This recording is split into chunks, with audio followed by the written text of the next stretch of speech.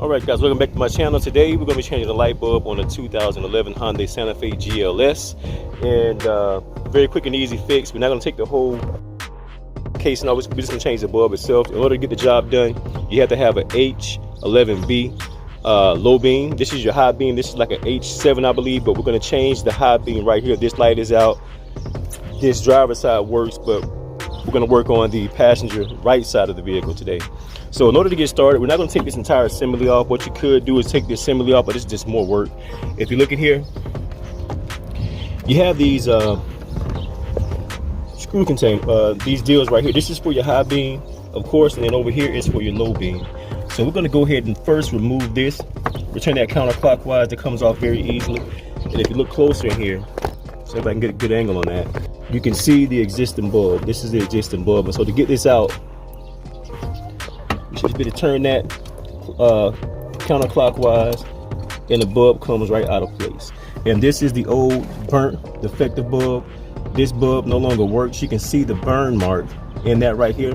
Now, rule of thumb, whenever you change your bulbs, you want to use gloves like I'm using, or just at least be very careful not to touch the bulb with your fingers, because once you get grease on this, that can decrease the overall life of your bulb. And so don't touch this with your bare fingers. Oil or grease in your fingers will decrease the life on that bulb. And so I use gloves, but you can see where it's burnt out. And so we're going to go ahead and put the new bulb in. So again, this is my new bulb H11. All right, so I have the bulb out of the packaging, as you can see, and then I'm not touching the bulb with my fingers. Even though I'm using the glove, I don't want to do anything to get any kind of mess or anything on the bulb itself. And so if I can get a good angle, so this is the port forward. I'm going to line this up. If you look here, and I may have to have a pointer, but this is the internal housing, and so there's like a notch right up here that you want to line your replacement bulb up. You can see like those different notches. There's one at the top.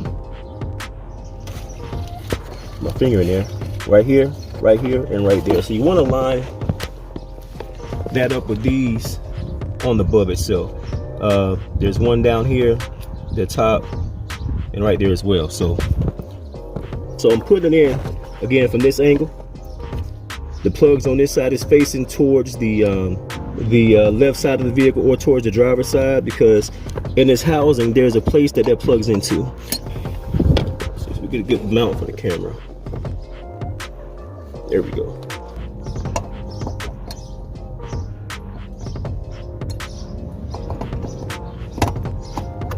There we go. Voila. Got it in there, guys. So I have the bulb in here. Now, don't forget to put your cap back on. You just screw this back on, very simple. Just put it back on there, screw it clockwise, and then we'll crank her up and see if she works.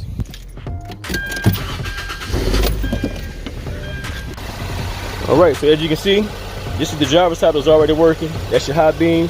The only comes into the high beam on the driver's side, and so the passenger side, that's working as well. As you can see, it's on. Quick and easy fix. Saves you time and money. Do it yourself. Anybody can do it.